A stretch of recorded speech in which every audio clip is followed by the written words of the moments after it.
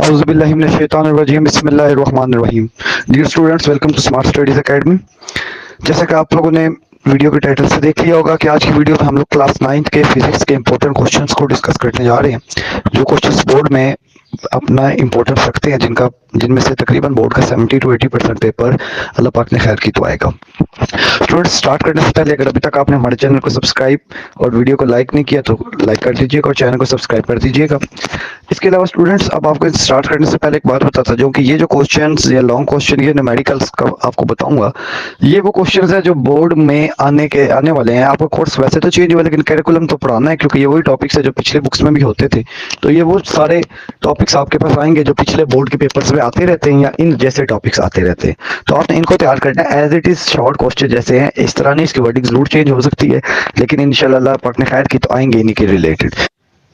तो आप लोग देखेंगे तो शॉर्ट क्वेश्चंस जो बेटा मेंशन्स हैं, आप लोगों ने इन सब शॉर्ट क्वेश्चंस को रीड आउट करना है। किसी भी शॉर्ट क्वेश्चंस के आंसर में कोई भी इशू हो तो आप कमेंट सेक्शन में या हमारे व्हाट्सएप नंबर 03400530 पर हमें मैसेज कर सकते हैं। इंशाल्लाह ताला आपको अच्छे तरीके से, प्रॉपर तरीके से गाइड किया जाएगा कि इसका आंसर किस तरह और कितनी क्वांटिटी में लिखना है।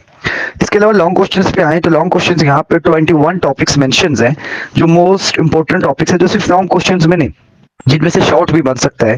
जैसे टाइप्स ऑफ मोशन शॉर्ट में आ सकती हैं, सिग्निफिकेंट फिगर्स के रूल शॉर्ट में आ सकते हैं, फंडामेंटल फोर्सेस शॉर्ट में कोई से दो आ सकती है, सेंट्रीपिटल फोर्स, फ्रिक्शन।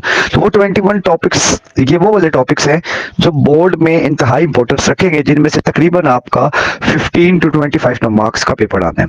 इसके अलावा नीचे आएंगे तो नीचे आपके इंपॉर्टेंट न्यूमेरिकल्स है। स्टूडेंट, न्यूमेरिकल्स का सिनेरियो याद रखिएगा कि न्यूमेरिकल में आपको डाटा बनाना आना चाहिए। फार्मूला पेपर में गिवन है, आपने फार्मूला उठाना है, डाटा बना के उसमें पुट कर देना है। लेकिन अब डाटा बनाना आता नहीं होता बच्चों को। डाटा बनाने का तरीका ये है कि आपने सबसे पहले देखना है कि इस given data is in SI units. क्या गिवन डाटा एसआई यूनिट्स में है? अगर नहीं है तो आपने सबसे पहले कन्वर्जन करनी है। फॉर एग्जांपल लेंथ का मीटर में होना जरूरी है, तो अगर वो सेंटीमीटर किलोमीटर में, तो आप उसको मीटर पे कन्वर्ट करें। इसी तरह कोई भी चीज है तो उसका एसआई यूनिट में होना लाजिम है। अब यहाँ पे आपके पास यूनिट 1 से लेके 8 तक जितने भी आपके चैप्टर्स के न्यूमेरिकल है सब मेंशन है। यूनिट 3 के ऑल न्यूमेरिकल्स है कि यानी यूनिट 3 के हर फार्मूले का न्यूमेरिकल आपको पता होना चाहिए। बाकी यूनिट्स के जो न्यूमेरिकल्स मेंशन हुए हैं, इसका जरूरी ये नहीं है कि यही न्यूमेरिकल आपके पास आएंगे। लेकिन स्टूडेंट्स, आप लोगों ने करना क्या है कि आपने इन न्यूमेरिकल्स को इस तरह तैयार करना है कि इसका कोई भी इस तरह का, इस फार्मूले का न्यूमेरिकल आ जाए तो आप लोग उसको आसानी से अटेम्प्ट कर सकें। सेकंड बात की है कि आप लोगों ने न्यूमेरिकल को अटेम्प्ट करते वक्त उसको एक तरतीब से, अगर आप लोग गिवन डाटा लिख के फार्मूला पुट करके सिर्फ वैल्यूज भी पुट करके आ जाते हैं तो आपको रूब्रिक्स के मुताबिक 2 मार्क्स या जिस तरह आपके पास 1.5 या 2.5 depending upon the marks of questions आपको वो मार्क्स दे देगा। लेकिन आपने मार्क्स को लेने का तरीका है। अब इसके बाद जब आप शॉर्ट क्वेश्चंस में आएंगे या लॉन्ग क्वेश्चन थ्योरी में, तो आप प्रॉपर हेडिंग्स के बाद साथ इस्तेमाल करें, मार्कर इस्तेमाल करें।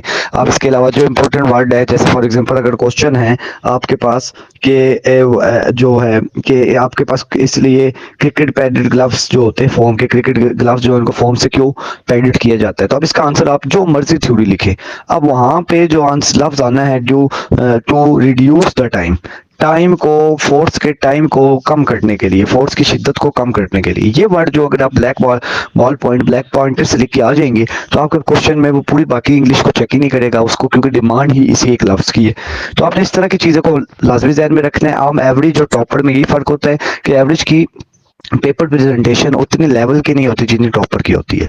इसके अलावा स्टूडेंट, इन सब क्वेश्चंस को अच्छे से करना है। सबसे पहले इन लॉन्ग क्वेश्चंस में से जो बोल्ड वाले हैं वो करने हैं, फिर जो अनबोल्ड है वो करने के बाद फिर शॉर्ट क्वेश्चंस को आपने तैयार करना है। आपकी हेल्प के लिए मैं आपको पेपर का वेटेज अपने एक्सपीरियंस के मुताबिक बताता चलूँ तो जो आपके चैप्टर नंबर 9 और चैप्टर नंबर 1 है, इनसे थोड़ा सा वेटेज कम आएगा और आपका ज्यादा वेटेज आएगा unit number 3, unit number 4, unit number 5, 7 और 8 से।